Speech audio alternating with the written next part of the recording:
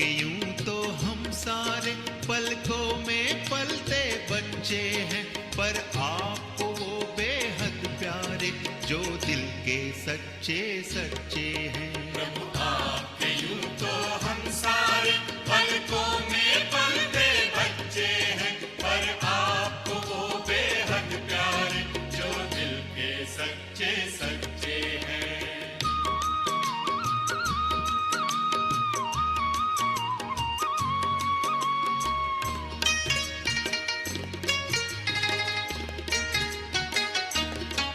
सच्चे दिल पर साहब राजी, हर श्रीमत पर कहे हाँ जी।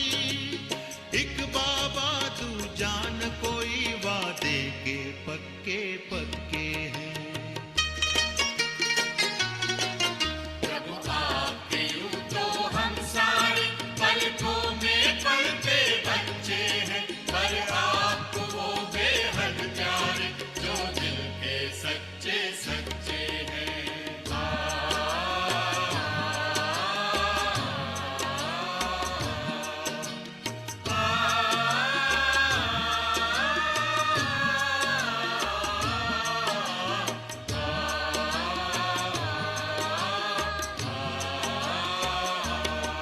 प्रभु सत्य है, शिव है, सुंदर है, सच पर प्रभु प्यार निरंतर है। सांच को कोई आँच नहीं, खुशियों में नाचते रहते हैं। प्रभु आपके यूं तो हम सारे पलकों में पलते बच्चे हैं, पर आपको वो बेहद प्यारे जो दिल के सच्चे सच्चे हैं।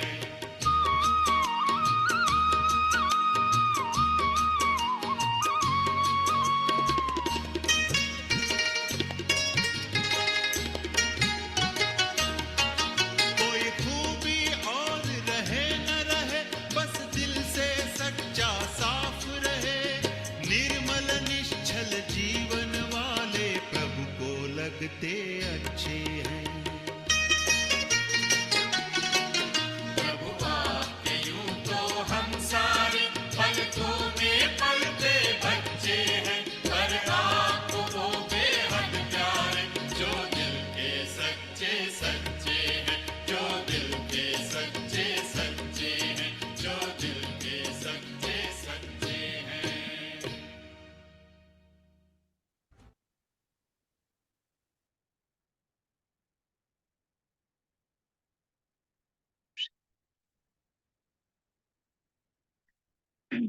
ओम शांति।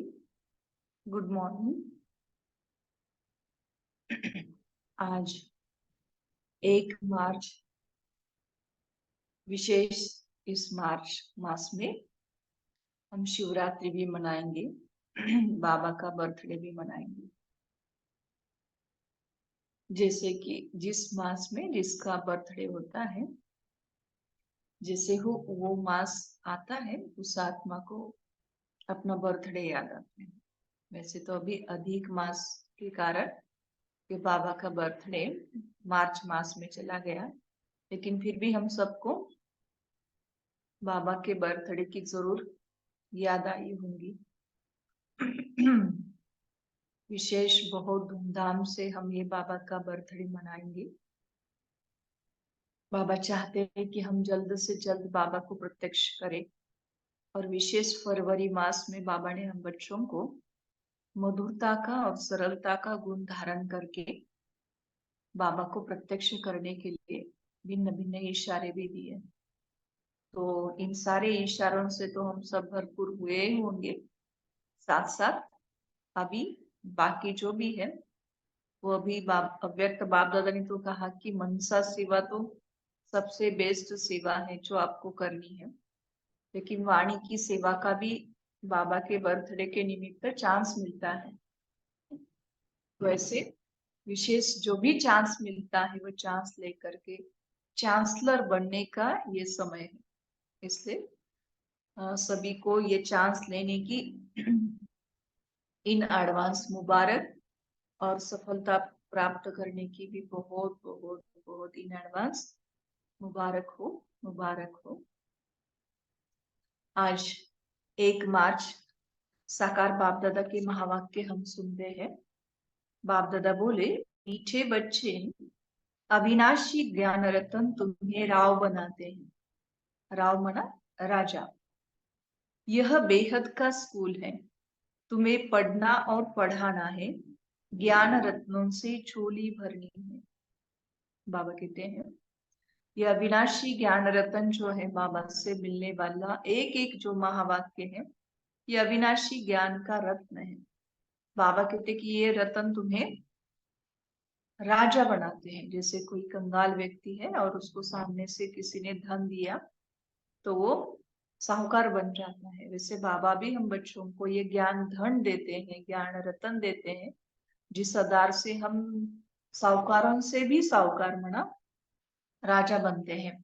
बाबा ने कहा लेकिन ये बेहद का जो स्कूल है, इस बेहद के स्कूल में हमें पढ़ने की और पढ़ाने की सेवा करनी है, ज्ञान रत्नों से खुद की और औरों की झोली भरनी है। तो बाप दादा बोले, मीठे बच्चे, अविनाशी ज्ञान रतन तुम्हें राव अर्थात राजा बनाते हैं। यह बेहद का स्कूल है। बेहद का मना खाली ये एक स्टेट वाला नहीं है, एक राज्य वाला नहीं है, ये बेहद माना पूरे विश्व का ये स्कूल है, जिसका नाम ही है प्रजापिता ब्रह्मा कुमारी ईश्वरीय विश्वविद्यालय। जैसे नाम है उसका विश्वविद्यालय, ऐसे ये बेहद का बाबा कहते स्कूल है, तुम्हें पढ़ना और पढ़ाना है। तो इतने बड़े स्कूल में हमको पहला नंबर लेना है, नंबर 1 अगर बनना है तो क्या करना पड़े, खुद पढ़ना पड़े, औरों को भी पढ़ाना पड़े, ज्ञान रत्नों से झोली भरनी है। और एक यहाँ पर कंगाल है, दुखी है, जैसे पढ़ाई के आधार से भी उद्धार हो जाता है ना। मना जन्म जन्म की जो भी गरीबी होती है वो निकल जाती है कईयों की, है ना। उनके बच्चे इतना अच्छे रीति से पढ़ाई पढ़ते हैं जो ऊंच चले जाते हैं। तो बाबा कहते हैं आपको भी ज्ञान रत्नों से हर एक की झोली भरनी है। मीठे बच्चे, अविनाशी ज्ञान रतन तुम्हें राजा बनाते हैं। ये बेहद का स्कूल है, तुम्हें पढ़ना और पढ़ाना है, ज्ञान रत्नों से झोली भरनी है। प्रश्न है, कौन से बच्चे सभी को प्यारे लगते हैं, उच्च पद के लिए किस पुरुषार्थ की जरूरत है। कौन से बच्चे सभी को प्यारे लगते हैं, उच्च पद के लिए किस पुरुषार्थ की जरूरत है। बाबा कहते जो बच्चे अपनी झोली भरकर बहुतों को दान करते हैं, वह सभी को प्यारे लगते हैं। जैसे ये पढ़ाई ऐसी है जिसमें खुद भी पढ़ना है और औरों को भी पढ़ाना है। तो बाबा ने कहा अगर मैंने ज्ञान रत्नों से अपनी झोली भरी है तो जरूर मैं क्या करूंगी, औरों को भी उसका दान करूंगी। तो बाबा कहते जो ऐसे दान करने वाले जो बच्चे होंगे, जरूर बाबा कहते वो सभी को प्यारे लगेंगे। ऊंचे पद के लिए बहुतों की आशीर्वाद चाहिए। बाबा कहते कि एक जन्म में हमको रंग से राव बनना है, तो इसके लिए तो बहुत पुरुषार्थ करना पड़े। लेकिन अगर ऐसे बहुतों की आशीर्वाद अगर होंगी तो आशीर्वाद क्या करती है, लिफ्ट का काम करती है। तो बाबा कहते उच्च पद मिल सकता है, एक जन्म में हमको रंग से राव का पद मिल सकता है। इसमें धन की बात नहीं, लेकिन ज्ञान धन से अनेकों का कल्याण करते रहो। स्थूल धन की कोई बात नहीं। बाबा कहते मम्मा का अगर एग्जाम्पल लेंगे तो मम्मा तो आज देखा जाए तो वो ज्ञान की देवी, विद्या की देवी है, सरस्वती। और कल अगर देखेंगे तो सतयुग में उसकी लक्ष्मी के रूप में मना उसको पद मिल जाता है, महारानी या विश्व महारानी लक्ष्मी का पद। और भक्तात्मा उसको धन की देवी मानते हैं। लेकिन आज इस संगम युग पर मम्मा जब बाबा की बनी तो वो केवल 16 साल की थी, और कन्या होने के नाते उनके पिताजी ने भी शरीर छोड़ा था, तो इस कारण उनके पास स्थूल वाला कोई भी धन नहीं था। लेकिन मम्मा ने अपना संपूर्ण मन, संपूर्ण तन यज्ञ सेवा में लगाया, तो वो एक तो बाबा से ज्ञान लेकर ज्ञान ज्ञानेश्वरी बनी, और कल जाके राजेश्वरी भी बनेगी सतयुग में, और भक्तात्माएं उसको धन की देवी के रूप में उनकी पूजा करेंगे। इतना ऊंच पद पाया बिना धन के, स्थूल बिना धन के। क्योंकि बाबा के यज्ञ में, जैसे मम्मा सुनाती है कि बाबा के यज्ञ में जब हम समर्पण रूप से सेवा करते हैं, और उस सेवा में कोई भी स्थूल धन लगाने वाला होता है, लेकिन उस स्थूल धन को हमको किस रीति से संभालना है, उसकी कला बाबा सिखाते हैं। भले हम ऐसे शरीर से समर्पित नहीं है, लेकिन जो कुछ भी अभी अपने पास है सब कुछ यज्ञ का है, तो इसकी बहुत सारी वैल्यू है। तो इसकी जितना हम बचत करेंगे उतना भी हमारे धन के खाते में वो जमा हो जाता है। लेकिन बाबा कहते हैं इसमें धन की बात नहीं, लेकिन ज्ञान धन से अनेकों का कल्याण करते रहो। भले स्थूल धन नहीं लगा सकते हो, तो बाबा कहते हैं कि ज्ञान धन तो बांटो।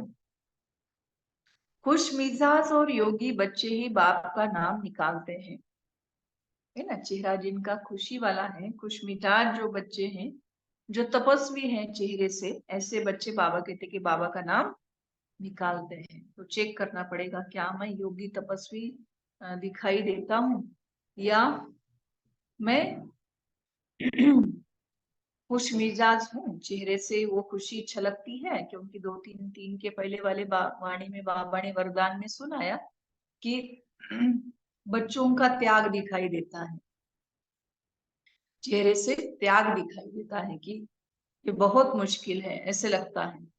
तो बाबा कहते कि त्याग नहीं दिखना चाहिए, भाग्य दिखना चाहिए। क्योंकि त्याग के बिना भाग्य तो नहीं मिलेगा, लेकिन वो हमारा भाग्य दिखाई देवे जो हमने प्राप्त किया त्याग के आधार से। लेकिन होता क्या है, त्याग दिखता है, तो इसलिए त्याग दिखाई देवे, खुश मिजाज और योगी हम दिखाई देवे। वो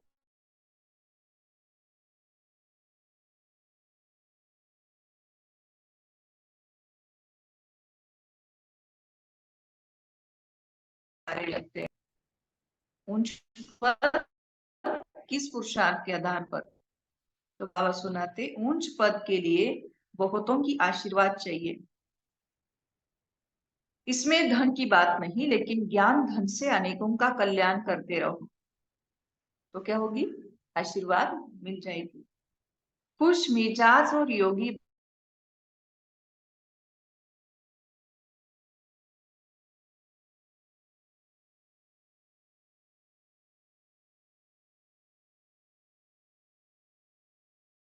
आगे बिल्कुल नहीं जानते थे। बाप बच्चों को समझाते हैं, इनका समझाना भी ड्रामानुसार अब राइट देखने में आता है। वरना इसी समय बाबा को हम बच्चों को समझाना पड़े, और कोई समझा ना सके, अब हमको वापस जाना है। अपवित्र कोई वापस जा ना सके। बाबा हमको क्या समझा रहे हैं कि अभी हमको वापस जाना है, लेकिन अपवित्र कोई वापस तो नहीं जा सकता। यह ज्ञान भी इस समय ही मिलता है, और एक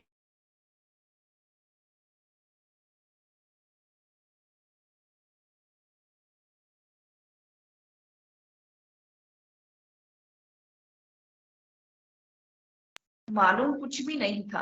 अचानक जब समय आया तो बाबा आ गया। अब नई नई बातें समझाते रहते हैं। बच्चे जानते हैं कि अब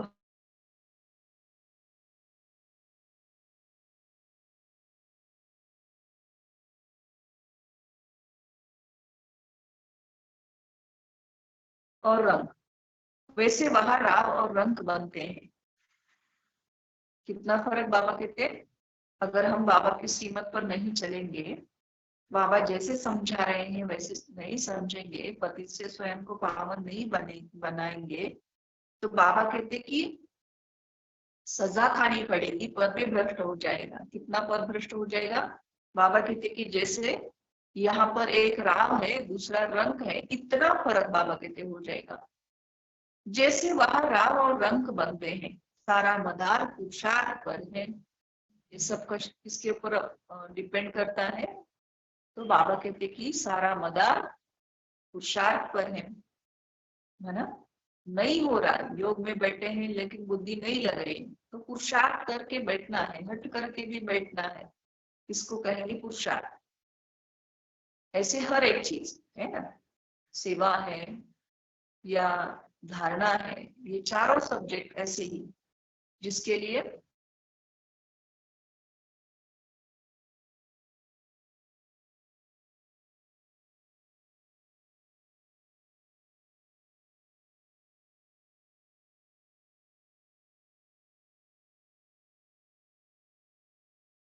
बुद्धि में नहीं रहता क्या कि हम पति हैं। बाप कहते हैं आत्मा जो तमो प्रधान बनी है उसको सतो प्रधान बनाना है। अब सतो प्रधान कैसे बने, यह भी सीढ़ी पर समझाया है।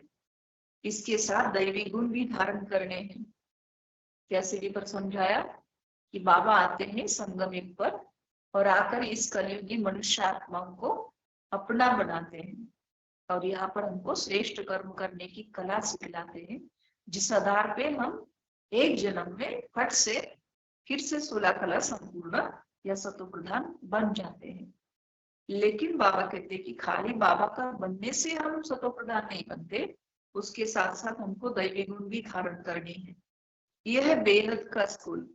स्कूल में रजिस्टर रखते हैं गुड, बेटर, बेस्ट का। जो सर्विसेबल बच्चे हैं वो बहुत मीठे हैं, उनका रजिस्टर अच्छा है। अगर रजिस्टर अच्छा नहीं है तो वह उछलते नहीं है।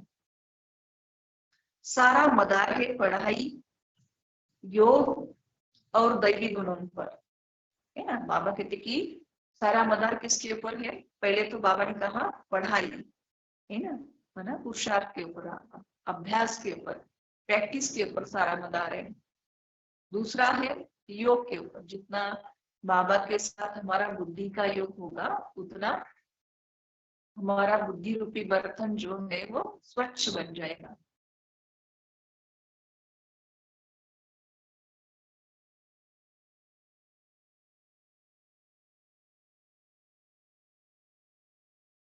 बैठी है तो जरूर हम कैसे बनेंगे?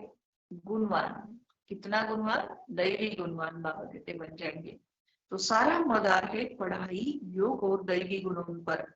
बच्चे जानते हैं बेहद का बाप हमको पढ़ाते हैं। पहले हम शूद्र वर्ण के थे, जबकि तुम बाप को याद करते हो तो ब्रह्मा को भी याद करना पड़े। क्या कहा बाबा ने? पहले कौन थे हम? शूद्र वर्ण के। अब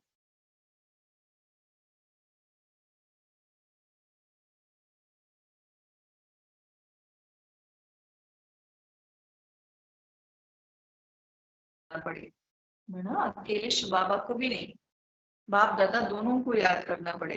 हम ब्राह्मण कुल के हैं, यह भी नशा चढ़े।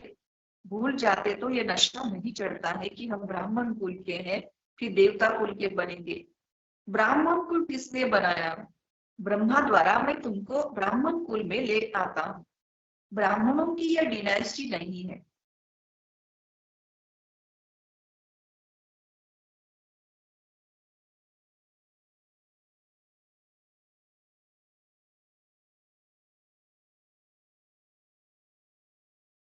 ये आगे नहीं चलता है। ब्राह्मण से क्या बन जाएगा? देवता। लेकिन देवता जन्म में, मतलब देवता कुल में तो हम 8 जन्म लेंगे, इस ब्राह्मण कुल में बस 1 जन्म होता है। इससे बाबा कहते कि इसकी डिनाइस्टी नहीं चलती है। छोटा सा कुल है, अपने को अब ब्राह्मण समझेंगे तो देवता भी बनेंगे। अपने को अब ब्राह्मण समझेंगे तो बाबा कहते देवता भी बनेंगे, है ना। अभी हमको ब्रह्मा की मैं संतान हूँ यह समझना पड़े। अगर समझते हैं कि मैं ब्रह्मा कुमार या ब्रह्मा कुमारी हूँ तो बाबा कहते जरूर देवता बनेंगे। अपने धंधे में लग जाने से सब कुछ भूल जाता है ना। लेकिन अगर हम कहेंगे कि हमको ब्रह्मा बाप नहीं पसंद है, हम ब्रह्मा के बच्चे नहीं है, हम डायरेक्ट शिव बाबा के बच्चे हैं, तो नहीं हो सकता देवता बनना। बाबा सुनाते अपने धंधे में लग जाने से सब कुछ भूल जाते हैं, ब्राह्मणपन भी भूल जाता है। वरना हम ब्रह्मा कुमार कुमारियां हैं, ये भी भूल जाता है और सब कुछ भूल जाता है। धंधे से फारिग हुए फिर पुरुषार्थ करना चाहिए। ठीक है, बाबा कहते कि धंधा धोरी में भूल जाता है, तो जैसे ही वो कारोबार जो भी मिला है वो बाबा कहते पूरा हो गया, तो उसके बाद जरूर पुरुषार्थ करना चाहिए। कोई कोई को धंधे में जास्ती ध्यान देना पड़ता है, काम पूरा हुआ फिर अपनी बात। ठीक है, बाबा कहते ज्यादा कई बार ध्यान देना पड़ता है, लेकिन काम पूरा हुआ तो फिर अपनी बात। याद में बैठ जाओ। तुम्हारे पास मैच बहुत अच्छा है, इसमें लक्ष्मी नारायण का चित्र भी है, त्रिमूर्ति भी है ना। एक साइड पे ये लक्ष्मी नारायण होता है और दूसरी साइड पे ये त्रिमूर्ति होता है। तो बाबा कहते हैं कि ये बैच तुम्हारा बहुत अच्छा है, इसमें लक्ष्मी नारायण का चित्र भी है, त्रिमूर्ति भी है। बाबा हमें ऐसा बनाते हैं, बस यही मन मनाव है। कैसा? लक्ष्मी नारायण के जैसा बनाते हैं। कोई को आदत पड़ जाती है, कोई को नहीं पड़ती है। भक्ति तो अब पूरी हुई, माना जब हम भक्त थे तो गले में डाल के घूमते थे, अभी बैच लगा करके घूमते। तो बाबा कहते कि हमको आदत अगर पड़ गई कि मुझे बाबा ऐसे बना रहा है, उसकी नशा चढ़ने की आदत पड़ गई, तो बाबा कहते कि ये तो बहुत बड़ी बात है, इसको ही क्या कहेंगे, मन मना।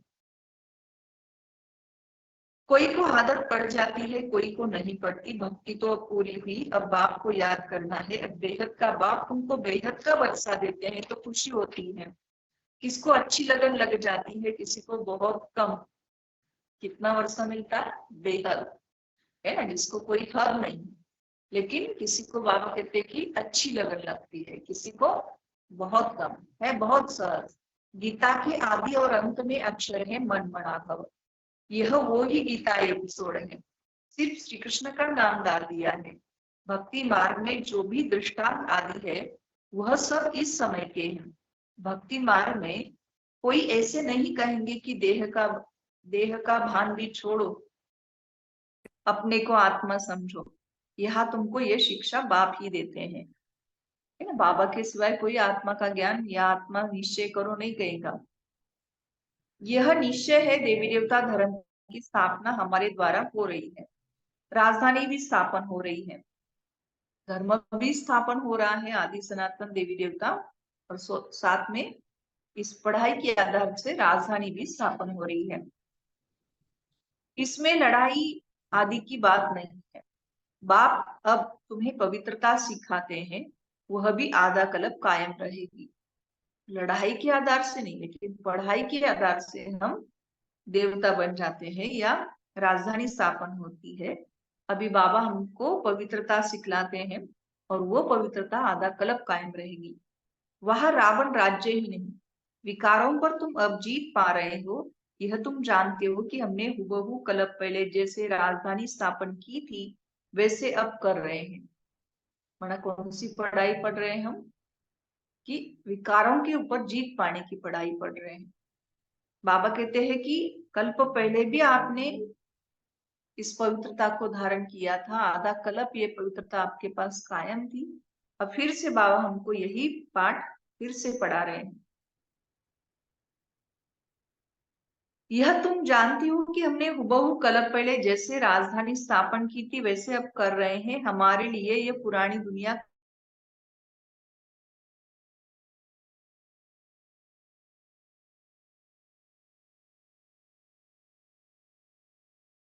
इस बात नहीं है। माया मचंदर का खेल दिखाते हैं, ध्यान में सोने की ईंटें दिखा। मनास वहां तो सोने के महल और हीरे जड़त महल में हम रहेंगे, है ना। तो बाबा कहते कि अभी तो अपने पास कुछ भी नहीं है, पहनने के लिए भी सोना ही है, हीरे हीरे की तो बात बहुत बड़ी है। तो बाबा कहते हैं कि वहां कैसे सोने के महल बनेंगे, ऐसे कोई कोई संकल्प करता है। तो बाबा ने कहा जो था वह फिर होगा, इसमें मूंझने की बात नहीं है। माया मचद्दर का खेल दिखाते हैं, ध्यान में सोने की ईंटें देखा। तुम भी वैकुंठ में सोने के महल देखते हो। जैसे उन्होंने ईंटें देखी, वैसे बाबा कहते आपको भी साक्षात्कार में स्वर्ग में महल दिखाई पड़ते हैं। वहां की चीजें तुम यहाँ नहीं ला सकते हो। ये है साक्षात्कार। जैसे वो उसको लगा कि एक ईंट उठा करके नीचे ले जाऊं, लेकिन वो नहीं ले आ सका। वैसे बाबा कहते कि आप भी ये जो साक्षात्कार करते हो, ये आप बाबा कहते कि यहाँ लेकर के नहीं ला सकते हो। ये है साक्षात्कार, है ना। इसलिए रशियन स्वर्ग जिसको कहते हैं, आप सब ने देखा होगा कॉन्फ्रेंस हॉल में राइट साइड में बहनों के साइड में जो चित्र लगाया हुआ है, जिसमें देवताएं हैं। एक साइड में जैसे कि राज्य कारोबार की बातें चल रही हैं, फिर कोई खेल रहा है अपनी माँ के साथ, कोई पुष्पक विमान से उड़ रहा है। ऐसे वाला जो स्वर्ग का सीन का चित्र है उसको रशियन स्वर्ग ऐसे कहते हैं। रशियन स्वर्ग क्यों कहते हैं? क्योंकि रशिया की एक बहन ने साक्षात्कार किया और उसने तुरंत उसका चित्र बना दिया, इसलिए उसको रशियन स्वर्ग कहते हैं। तो बाबा ने कहा कि वहां की चीजें तुम यहाँ नहीं ला सकते हो। यह है साक्षात्कार। भक्ति में तुम इन बातों को नहीं जानते थे, अब आप कहते हैं मैं आया हूं तुमको ले जाने के लिए। समझा? बाबा ने कहा कि भक्ति में हमको ये बातें समझ में नहीं आती थी कि वहां की ईंट यहाँ क्यों नहीं लेके आ सकते। तो ये सारी बातें अभी हम साक्षात्कार में देख रहे हैं, लेकिन बाद में बाबा कहते कि मैं आपको प्रैक्टिकल में वहां ले जाने के लिए आया हूँ। तुम्हारे भी घर बेआरामी होती है, क्यों ले जाने के लिए आए हैं? बाबा कहते कि अकेला मैं ऊपर परम धाम में बेआरामी की जैसे मुझे लगता है। जब समय आता है तो हमको बेआरामी हो जाती है, बचाओ। बच्चे बहुत दुखी है, पुकारते हैं, तरस पड़ता है कि बच जाओ। ड्रामा में जब समय होता है तब ख्याल होता है कि बस जाओ। नाटक दिखाते हैं विष्णु अवतरण, लेकिन विष्णु अवतरण तो होता ही नहीं। दिन प्रतिदिन मनुष्यों की बुद्धि खत्म होती जाती है, तो किसका अवतरण होता है? शिव बाबा का अवतरण होता है। अपने बच्चों का दुख देख करके बाबा को नीचे उतरना ही पड़ता है। कुछ समझ में नहीं आता, आत्मा पतित बन पड़ी है, बुद्धि खत्म हो जाती है। तो बाबा कहते हैं कि आत्मा को कुछ समझ में नहीं आता है, आत्मा पतित बन पड़ी है। तो क्या लिखा? विष्णु अवतरण। अब बाप कहते हैं कि बच्चे पावन बनो, राम राज्य हो। राम को जानते नहीं। कौन राम? एक है शिव बाबा, जो हमको सत्युग और त्रेता वाला राम राज्य स्थापन करके देते हैं। राम वैसे देखा जाए तो तीन राम है। एक है दिलाराम शिव बाबा, दूसरा है कि हम सब राम कहते हैं, घट घट में है राम, है ना, आत्मा राम। आप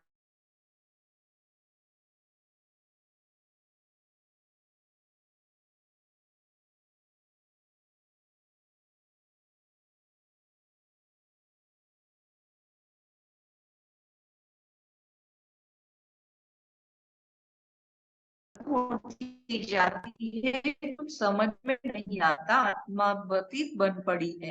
अब बाप कहते हैं बच्चे पावन बनो, राम राज्य हो। राम को जानते नहीं। शिव की पूजा जो की जाती है उनको राम नहीं कहेंगे, मना भले राम की पूजा कर रहे हैं, मना शिव बाबा की पूजा कर रहे हैं, लेकिन फिर भी बाबा कहते कि शिव बाबा को कोई राम नहीं कहेंगे। शिव बाबा कहना शोभता है, हम भी बाबा को राम नहीं कहते हैं। क्या कहते हैं? शिव बाबा। भक्ति में कोई रस नहीं, तुमको अब रस आता है। बाप खुद कहते हैं मीठे बच्चे मैं तुमको ले जाने आया हूँ, फिर तुम्हारी आत्मा वहां से आपे ही सुखधाम चली जाएगी। वहां तुम्हारा साथी नहीं बनूंगा। कहा? सुखदाम बाबा कहते मैं आपको लेकर नहीं चलूंगा, साथी नहीं बनूंगा। अपनी अवस्था अनुसार तुम्हारी आत्मा जाकर दूसरे शरीर में गर्भ में प्रवेश करेगी। दिखाते हैं सागर में पीपल के पत्ते पर श्री कृष्ण आया। सागर की तो बात ही नहीं। बाबा कहते कि श्री कृष्ण का जन्म कोई सागर में नहीं होता है, गर्भ में बड़े आराम से रहते हैं। बाबा कहते मैं गर्भ में नहीं आता जाता हूँ, मैं तो प्रवेश करता हूँ। शिव बाबा का दिव्य अवतरण जो है, वो बाबा क्या करते हैं कि दिव्य अलौकिक जन्म प्राप्त करते हैं। तो ब्रह्मा बाप के पुराने पतित या 84वें जन्म में श्री कृष्ण के बाबा आकर के प्रवेश करते हैं। बाकी गर्भ में बाबा कहते मैं नहीं आता हूँ, मैं बच्चा नहीं बनता, है ना। इसलिए ब्रह्मा को हर जगह अगर देखा जाए तो ब्रह्मा का हर जगह जो भी फोटो होता है वो बूढ़ा ही दिखाते हैं। हाथों में शास्त्र है और कमल आसन पर विराजमान, सफेद ड्रेस, और उनकी केस और दाढ़ी जो भी है वो सफेद होने के कारण वो बूढ़ा है ऐसे उसका प्रतीत होता है। हाथों में शास्त्र दिखाए, कमंडलू दिखाया, वरदस्त दिखाया, ऐसा उनका फोटो हर जगह होता है। और दिखाते ही ब्रह्मा जो है वो विष्णु की नाभि से निकला, लेकिन विष्णु जो है उनको हमेशा युवा दिखाएंगे और ब्रह्मा को हमेशा वृद्धावस्था में दिखाएंगे। तो ऐसे वृद्धावस्था में जिसको ही बाबा कहते हैं कि अ, अनुभवी रथ, है ना? ऐसे अनुभवी रथ में बाबा प्रवेश करते हैं, गर्भ में नहीं आते, बच्चा नहीं बनते हैं। बाबा कहते मैं गर्भ में नहीं जाता हूँ, मैं तो प्रवेश करता हूँ, मैं बच्चा नहीं बनता। मेरे बदले श्री कृष्ण को बच्चा समझ दिल बहलाते हैं। ना कितना इधर का उधर कर दिया। बाबा के बदले श्री कृष्ण को बच्चा समझ करके बाबा कहते हैं उनको बहलाते हैं, झुला झुलाते हैं। समझते हैं श्री कृष्ण ने ज्ञान दिया, तो दिया श्री कृष्ण ने ज्ञान? नहीं, क्योंकि जहां पर श्री कृष्ण जी का जन्म होता है वहां तो हर घर में रोशनी है, अंधेरा कहाँ पर भी नहीं है, वो कैसे ज्ञान देंगे। इसलिए उनको बहुत प्यार करते हैं, उन्होंने ज्ञान दिया समझकर प्यार करते हैं। मैं सभी को साथ ले जाता हूँ, फिर तुमको भेज देता हूँ, फिर मेरा पार्ट पूरा, आधा कल्प कोई पार्ट नहीं। सत्युग और त्रेता में बाबा कहते मेरा कोई पार्ट नहीं, बिल्कुल आराम। फिर भक्ति मार्ग में पार्ट शुरू होता,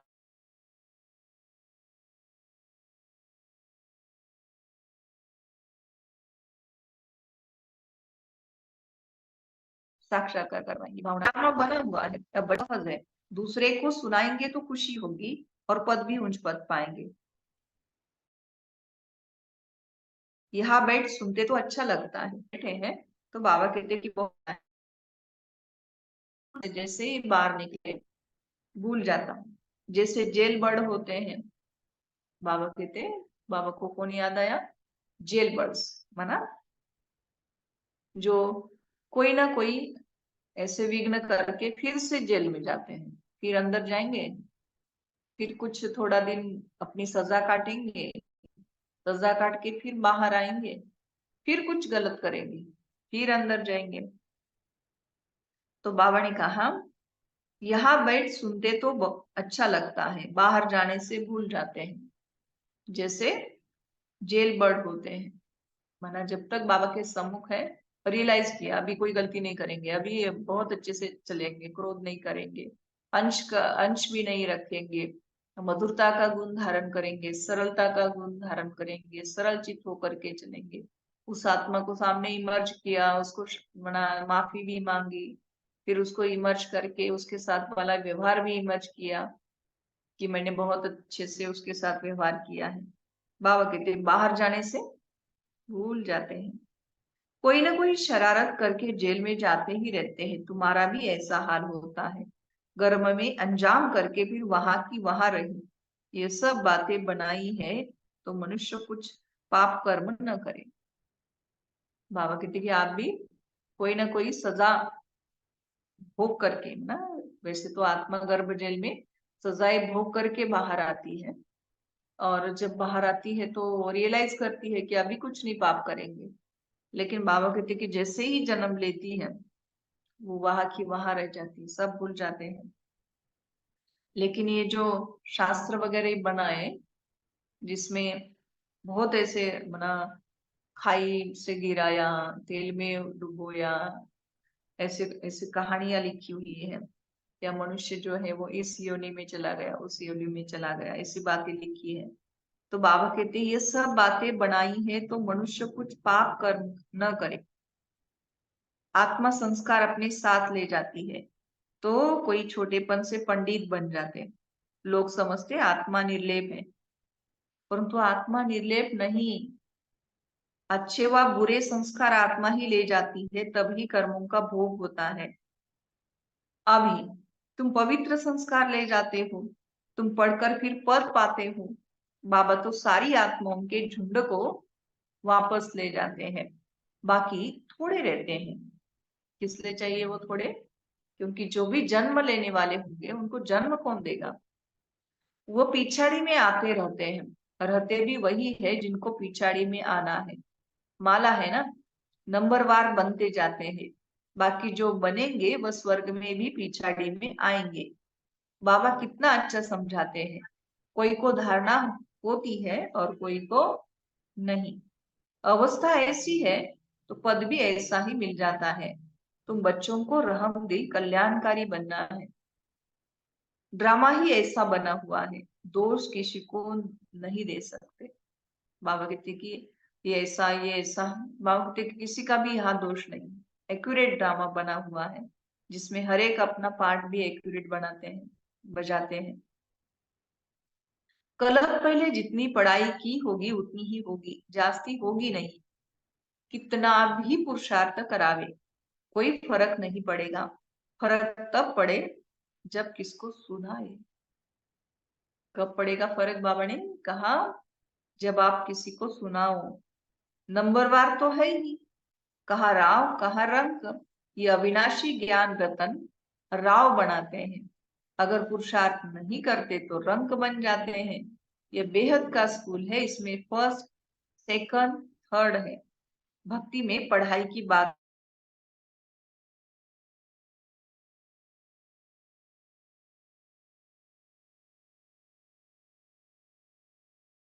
बजते करते, और यहाँ तो शांति में रहना है। भजन आदि कुछ नहीं। तुमने आधा कल्प भक्ति की है। भक्ति का कितना शो है। सबका अपना अपना पार्ट है। कोई गिरता कोई चढ़ता, कोई की तकदीर अच्छी कोई की कम। तदबीर तो बाबा एक रस कराते हैं। पढ़ाई भी एक रस है तो टीचर भी एक है, बाकी सब है मास्टर्स। बाबा कहते हैं कि बाबा को छोड़ करके बाकी सब कौन है? मास्टर्स है। बाबा कहते हैं बाबा ज्ञान सागर है, तो हम मास्टर ज्ञान सागर है। कोई बड़ा आदमी कहे कि फुर्सत नहीं, बोलो घर में आकर पढ़ाए। बाबा ने कहा कि कल्प पहले जितना जिसने पुरुषार्थ किया होगा वही करेंगे। कोई कितना भी जोर लगावे पुरुषार्थ करेगा, लेकिन फर्क तब पड़े जब बाबा कहते कि किसी को सुनावे। इसलिए बाबा ने कहा कि कोई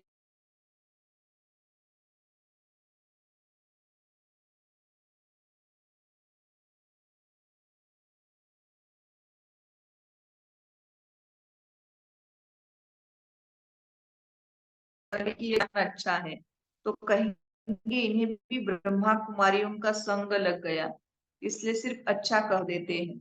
बच्चों में योग की पावर अच्छी चाहिए। सामने वाले को तीर लगाने के लिए योग की पावर बाबा कहती की अच्छी चाहिए। ज्ञान तलवार में योग का जौहर चाहिए। खुश मिजाज और योगी होगा तो नाम निकालेगा। नंबरवार तो है, राजधानी बननी है। बाप कहते हैं धारणा तो बहुत सहज है। बाबा को जितना याद करेंगे उतना लव रहेगा। कैसे होगी धारणा? बाबा को हम जितना याद करेंगे उतना बाबा से हमारा प्यार बन जाएगा। और जितना हम बाबा के प्यारे या बाबा के ऊपर प्यार करने वाले बन जाएंगे तो कोई भी चीज अगर धारण करनी है तो हमको मुश्किल कैसे होगा? कशिश होगी, सुई साफ है तो चुंबक तरफ खींचती है, कट होगी तो खींचेगी नहीं। यह भी ऐसे है। कैसे? कि बाबा को जितना याद करेंगे उतना लव रहेगा, है ना? जैसे बाबा कहते कि अगर सुई साफ है तो चुंबक तरफ खींचेगी, वैसे आत्मा भी बाबा की तरफ खींचेगी। कट होंगी तो खींचेगी नहीं। ये भी ऐसे है। तुम साफ हो जाते हो तो पहले नंबर में चले जाते हो। बाप की याद से कट निकलेगी। गायन है बलिहारी गुरु आपकी, है ना? जैसे गाते हैं ना कि दोनों खड़े हैं, लेकिन किसके पांव लागू है? तो कहते हैं बलिहारी गुरु आपकी, जिसने गोविंद दियो मिलाए। तो गोविंद तो मिला, लेकिन कैसे मिला? गुरु के कारण मिला। तो बलिहारी गुरु की मानी, इसलिए कहते हैं गुरु ब्रह्मा गुरु विष्णु। वह सगाई कराने वाले गुरु मनुष्य है। तुमने सगाई शिव के साथ की है, न कि ब्रह्मा से। तो याद भी शिव को ही करना है, दलाल के चित्र की जरूरत नहीं। सगाई पक्की हो गई, फिर एक दो को याद करते रहते हैं, तो इनको भी दलाली मिल जाती है। किसको? ब्रह्मा बाप को भी सगाई का भी मिलता है ना। दूसरा, फिर इसमें प्रवेश करते हैं, लोन लेते हैं, तो यह भी कशिश करते हैं। पहली बात तो सगाई कराई, इसलिए बाबा कहते कि ब्रह्मा को मिलता है। दूसरी बात कि बाबा इसमें प्रवेश करते हैं, तो इसको लोन बाबा को देना पड़ता है, तो भी बाबा कहते कि ये कशिश करता है। तो बच्चों को भी समझाते हैं कि जितना तुम बहुतों का कल्याण करेंगे, उतना तुमको उजूरा मिलेगा। कौन कह रहा है ऐसे? ब्रह्मा बाबा अपने अनुभव से कह रहे हैं। यह ज्ञान की बात है, दूसरों को ज्ञान देते रहो तो आशीर्वाद मिल जाती है, पैसे की दरकार नहीं। कहेंगे बाबा को धन देने से फिर बाबा उच्च पद देगा। बाबा कहते कि यहाँ पैसे की दरकार नहीं। मम्मा के पास भल धन नहीं था, परंतु बहुतों का कल्याण किया। ड्रामा में हर एक का पार्ट है। कोई धनवान धन देते हैं, म्यूजियम बनाते हैं, तो बहुतों की आशीर्वाद मिल जाती है। अच्छा साहूकार का पद मिल जाता है। साहूकार के पास दास दासियां बहुत होती है। प्रजा में साहूकारों के पास बहुत धन होता है, फिर उनसे लोन लेते हैं। बनाइए, यहाँ की बात है। साहूकार बनना भी अच्छा है ना। वो वारिस बन करके उसने पुरुषार्थ नहीं किया, बस उसने क्या किया, एक चीज की कि धन लगाया। तो बाबा कहते कि उस धन के आधार से वो साहूकार बन जाता है। क्योंकि म्यूजियम खोला, जितनों ने भी आकर के म्यूजियम में समझा, वो बाबा के वारिस बन गए, बच्चे बन गए। तो बाबा कहते कि उसका एवजा उसको मिल जाता है और वो साहूकार बन जाता है। तो साहूकार बनना भी अच्छा है, वह भी गरीब ही साहूकार बनते हैं। बाकी साहूकारों में हिम्मत कहाँ, वह भी गरीब ही बाबा कहते साहूकार बनते हैं। माना म्यूजियम खोलने वाला कौन होगा? गरीब ही होगा। बाकी साहूकारों में हिम्मत कहाँ? इस ब्रह्मा ने फट से सब कुछ दे दिया। कहते हैं हाथ जिनका है ना, ऐसे जिसका हाथ होता है देने वाला। बाबा ने प्रवेश किया तो सब कुछ छुड़ा दिया, है ना। इसलिए हाथ जिसका हियर, पहला पुरुष का, ऐसे कहते हैं। बड़ा पहला मिलेगा भी उसको, जिसने दिया उसको ही मिलेगा ना। तो बाबा ने प्रवेश किया तो सब कुछ छुड़ा दिया। कराची में तुम कैसे रहे हुए थे?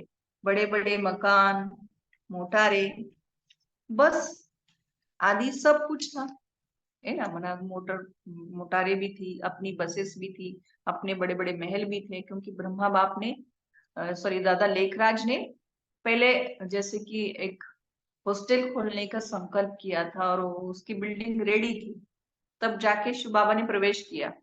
और वही बिल्डिंग फिर वो बच्चों की हॉस्टल के काम में आ गई।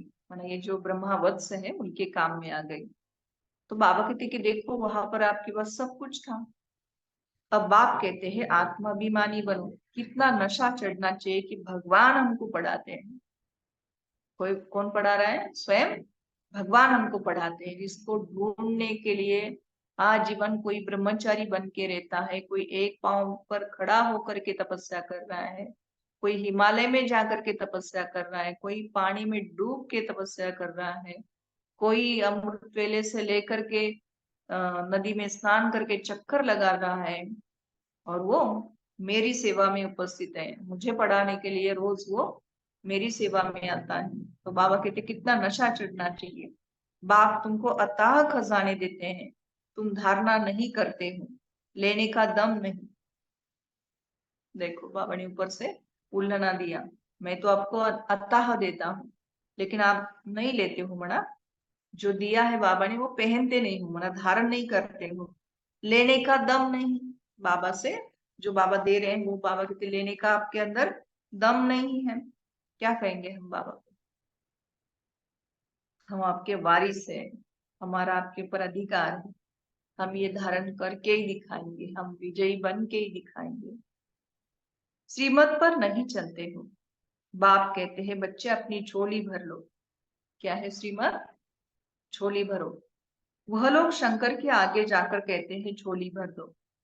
बाबा यहाँ बहुतों की झोली भरते हैं, मना धन देते हैं, स्थूल वाला धन नहीं, ज्ञान धनों धन की ये झोली बाबा हम बच्चों को भर के देते हैं। बाहर जाने से खाली हो जाती है।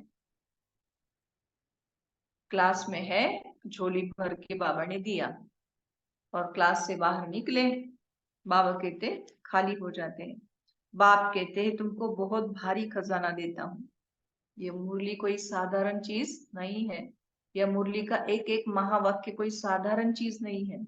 जैसे लौकिक में भी किसी स्वामी के पास, किसी के पास अगर जाते हैं कुछ पूछने के लिए, तो भी उसको कुछ ना कुछ दक्षिणा दे के फिर एक चीज को ठीक करने के लिए उसको वो सेवा देते हैं। यहाँ तो बाबा एक चीज नहीं, पूरा सब कुछ ठीक है, और वो भी खजानों से भरपूर। वो खजाने भी कितने अविनाशी खजाने देते हैं। तो बाबा कहते कि देखो मैं आपको क्या देता हूँ। बाप कहते हैं तुमको बहुत भारी खजाना देता हूँ, ज्ञान रत्नों से झोली भर भर कर देता हूँ। फिर भी नंबरवार है जो अपनी झोली भरते हैं, वो फिर दान भी करते हैं, है ना। अगर बुद्धि में एक होगा ज्ञान रतन या मुरली याद होगी, तो क्या करेंगे? किसी को सुनाने के बगैर रहेंगे नहीं, है ना। बड़ी दीदी जी का एक उदाहरण मुझे बहुत अच्छा लगता है। वो हमेशा समझाते हैं कि मुरली का महत्व, तब ये पॉइंट हमेशा समझाते हैं।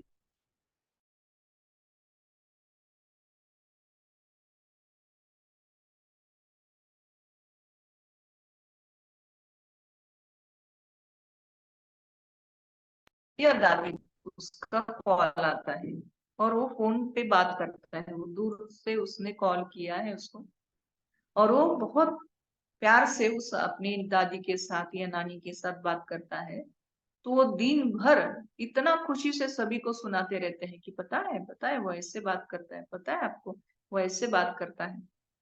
वो इतना प्यार हमारे बाबा के महावाक्यों के साथ नहीं होता है, जिस कारण हमारे वो सारे बाबा के महावाक्य भूल जाते हैं। इसलिए बाबा ने आज उल्लना दिया कि इतना मैं आपको अथाह खजाना देता हूँ, आप धारण नहीं करते हो, आपके अंदर दम नहीं है, आप श्रीमत पर नहीं चलते हो। तो बाबा ने कहा कि ज्ञान रत्नों से झोली भर भर कर देता हूँ, फिर भी नंबरवार है जो अपनी झोली भरते हैं, वो फिर दान भी करते हैं, सबको प्यारे भी लगते हैं। होगा नहीं तो देंगे क्या? झोली में होगा ही नहीं तो देंगे क्या? तुम्हें 84 के चक्र को अच्छी तरह समझना और समझाना है, बाकी मेहनत है योग की। अब तुम युद्ध के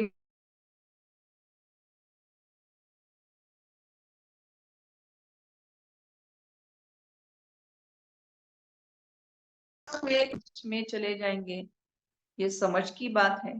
तो बच्चों को बहुत खुशी होनी चाहिए कि बाबा आप कितना वर्षा देते हो, उठते बैठते सारा दिन, ये बुद्धि में रहे तब धारणा हो सके। सुबह मुरली क्लास किया, हो गया एक काम पूरा, ऐसे करेंगे तो नहीं होगा। बाबा कहते उठते बैठते सारा दिन ये बुद्धि में रहे तब धारणा हो सके। योग है मुख्य, योग से ही तुम विश्व को पवित्र बनाते हो, नॉलेज अनुसार तुम राज्य करते हो। ये पैसे आदि तो मिट्टी में मिल जाने वाले हैं, बाकी ये अविनाशी कमाई तो, ये मुरली, ये अविनाशी कमाई तो सब साथ चलेगी। जो सेंसिबल होंगे वो कहेंगे हम बाबा से पूरा वर्षा ही लेंगे, तकदीर में नहीं तो पाई पैसे का पद पाएंगे। बाबा कहते जो सेंसिबल समझदार होंगे वो कहेंगे मैं पूरा वर्षा लूंगा, और जो बेसमझ होंगे बाबा कहते कि उसकी तकदीर में नहीं है तो पाई पैसे का पद पाएंगे। अच्छा, मीठे मीठे सिकिलदे बच्चों प्रति माता पिता बाप दादा का याद प्यार और गुड मॉर्निंग। रूहानी बाप की रूहानी बच्चों को नमस्ते। हम सब रूहानी बच्चों की रूहानी माता पिता बाप दादा को याद प्यार, गुड मॉर्निंग और नमस्ते। वाह बाबा वाह, शुक्रिया बाबा शुक्रिया। ओम शांति। धारणा के लिए मुख्य सार है, पहली पॉइंट है अपनी पढ़ाई और दैवी गुणों का रजिस्टर ठीक रखना है। अपनी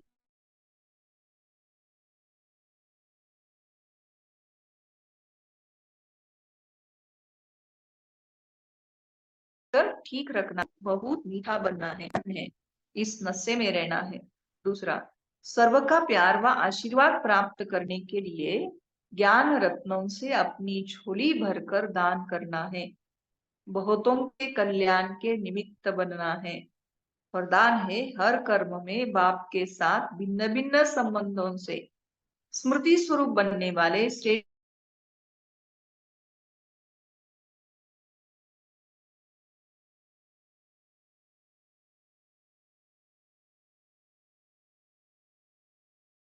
दिन के हर कर्म में कभी भगवान के सखा व सखी रूप को, कभी जीवन साथी रूप को, कभी मुरब्बी बच्चे के रूप को, जब कभी दिल शिकस्त होते हो तो सर्वशक्तिमान स्वरूप से मास्टर सर्वशक्तिमान के स्मृति स्वरूप को इमर्ज करो। माना जब आपको जिस चीज की आवश्यकता है उस अनुसार बाबा के उस संबंध का अनुभव करना है, तो दिल खुश हो जाएंगे और बाप के साथ का स्वतः अनुभव करेंगे। फिर यह ब्राह्मण जीवन सदा अमूल्य श्रेष्ठ भाग्यवान अनुभव होती रहेगी। कब?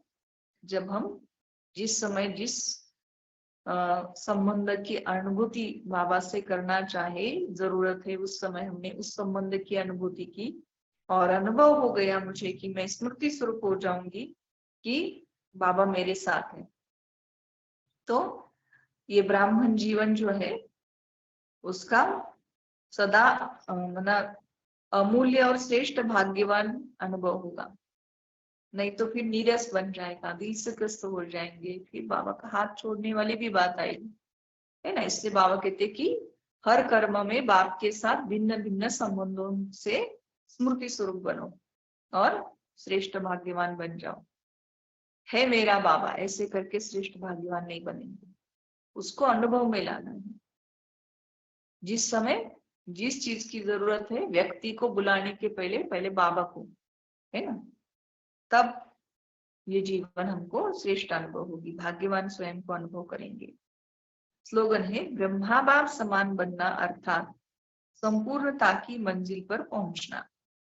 ब्रह्मा बाप समान बनना अर्थात संपूर्णता की मंजिल पर पहुंचना, है ना। तो ब्रह्मा बाप नंबर 1 स्टूडेंट थे।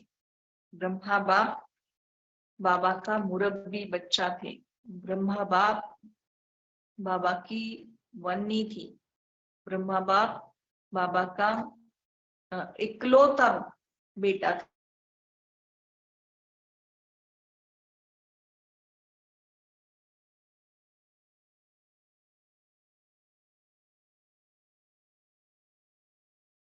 मंजिल पर हम पहुंच गए, फॉलो करना है, बस आने की आवश्यकता नहीं, बस उसको फॉलो करना है, उसके जैसे बनते जाना है ना। वो बूढ़ा था, 60 साल वाला था, फिर भी वो पढ़ाई पढ़ता था, है ना। उसका जीवन ही जैसे योगी जीवन बन गया था, है ना। उसकी नींद भी फिट गई थी, क्योंकि मैं प्रजापिता हूँ और मुझे इस दुनिया को सुखी बनाना है, स्वर्ग बनाना है। मेरे सारे बच्चे दुखी बन गए हैं, तो ऐसे बाबा ने परसों याद दिलाया हमको, हे मुक्तिदाता, आपके भगत आपको पुकार रहे हैं, क्या उनकी पुकार आपको सुनाई नहीं देती है ना। तो चेक करना पड़ेगा। तो आज भी हम मान लेंगे कि मैं ब्रह्मा बाप समान आत्मा हूँ, मैं बाबा का नंबर 1 स्टूडेंट हूँ, मैं अविनाशी ज्ञान रत्नों से सभी को भरपूर करने वाला मैं महादानी आत्मा हूँ या राजा हूँ, ऐसे भी हम सोमान ले सकते हैं। मेरा नंबर 1 रजिस्टर है ना, रजिस्टर स्टूडेंट का देखा जाता है ना, तो ऐसे मेरा नंबर 1 रजिस्टर है, ऐसे सभी को फॉलो करने वाला मेरा रजिस्टर है। ऐसे बाबा का मैं बहुत प्यारा लाडला सिखिरदा बच्चा हूँ। आज पहली तारीख है मार्च की, तो दादी जी का पत्र पुष्प आता है, हम सुनेंगे दादी जी के द्वारा। निश्चय बुद्धि बन नथिंग न्यू का पाठ पक्का कर लो तो ब्रह्मा बाप समान बेफिक्र रहेंगे। परम प्यारे अव्यक्त मूर्त माता पिता बाप दादा के अति स्नेही सदा बेगमपुर के नशे व खुशी में रहने वाले सर्व शक्तियों से संपन्न ब्राह्मण कुल की अधिकारी आत्माएं, निमित्त टीचर्स, बहने तथा देश विदेश के सर्व बाबा के नूरे रतन, ईश्वरीय स्नेह संपन्न मधुर याद के साथ शिव भोलानाथ बाबा के अलौकिक अवतरण दिवस त्रिमूर्ति शिव जयंती की बहुत बहुत हार्दिक बधाइयां। देखो इस बार मार्च के महीने में शिव जयंती और होली का पावन पर्व है। शिव बाबा का अवतरण ही आत्माओं को होली बना देता है। होली मना पावन, जैसे इंग्लिश शब्द दादी यूज किया। संगम युग के यह यादगार त्योहार भक्ति मार्ग में कितना धूमधाम से मनाते हैं। इस बार हम सब ने साकार महावाक्यों में सुना कि यह शिव जयंती ही आप बच्चों के लिए सच्ची सच्ची दीपावली है, क्योंकि परमात्मा शिव का अवतरण होते ही आत्मा रूपी दीपक जग जाता है। अभी हम सब जगे हुए दीपक अनेक आत्माओं के दीप जगाते, अज्ञानता के अंधकार से प्रकाश की ओर ले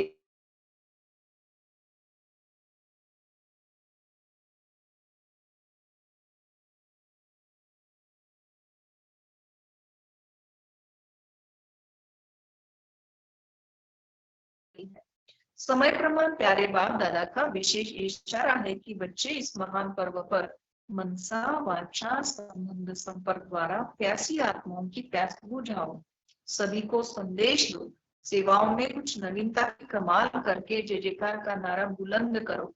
बोलो यह 88वीं त्रिमूर्ति शिव जयंती सभी नए उमंग नए उत्साह के साथ खूब धूमधाम से मनाएंगे ना। मीठे बाबा ने हम सभी बच्चों को संगम युगी बेगमपुर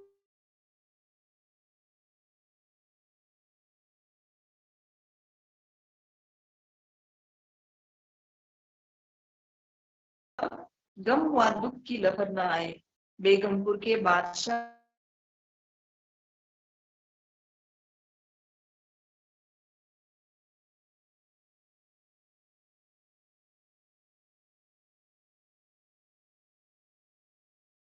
मनवानी और कर्म से सर्व आत्माओं को खुशी का दान देना है। स्वयं को बाप समान दुख हरता सुख करता बेगमपुर का बादशाह बनाना है।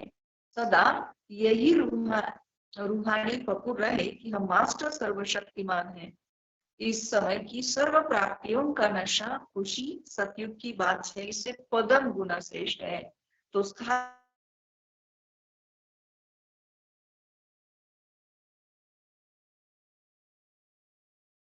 होली अर्थात बीती सो बीती कर सदा होली बनने की प्रेरणा देता है। होली मना बीत गई, हम सब बाबा के हो लिए तो सच्ची होली हो गई, बाबा के बन गए तो सच्ची होली हो गई, पावन बना दिया। अभी सिर्फ हमें एक दो को अपनी रूहानियत के संग का रंग लगाकर पावन बनाना है। सदा आपस में एक दो को मधुरता की मिठाई खिलाते स्नेह और एकता के सूत्र में पिरोते हुए मंगल मिलन मनाना है। बोलो ऐसे आध्यात्मिक रहस्यों से भरे हुए ये पावन पर्व पर पावन यादगार पर्व को खुशी उमंग उत्साह से मनाएंगे ना।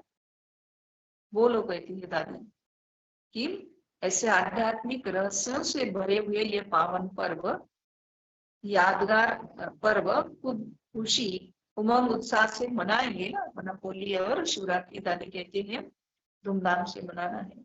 अभी तो स्वस्थिति और सेवा के बैलेंस द्वारा परमात्मा प्रत्यक्षता के दिन समीप लाने हैं। अच्छा, सभी को बहुत बहुत याद। ईश्वरीय सेवा में दादी रतन मोहिनी जी अव्यक्त पेश आए हैं। सर्व प्राप्ति संपन्न बेगमपुर के बेफिक्र बादशाह बनो। आज का व्यक्ति इशारा, आप संगमयुगी ब्राह्मण बच्चों को बाप दादा ने टाइटल दिया है बेफिक्र बादशाह, बेगमपुर के बादशाह। तो जब भी कोई बातें आएगी जरूर, लेकिन आप बेगमपुर में चले जाना, बेगमपुर में बैठ जाना तो बेफिक्र बादशाह हो जाएंगे।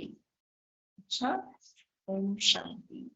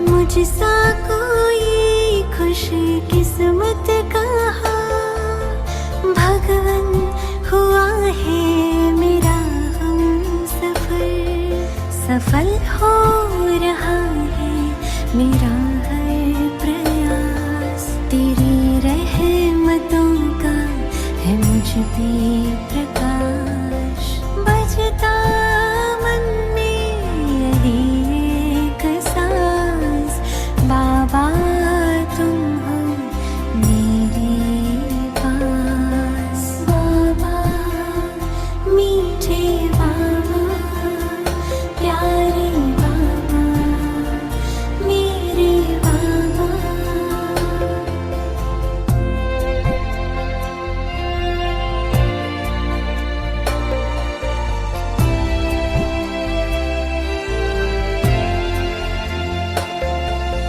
करन करावन हार हो तुम, करती हो मेरे सारे काम, करके स्वयं छिप जाते हो और मशहूर हो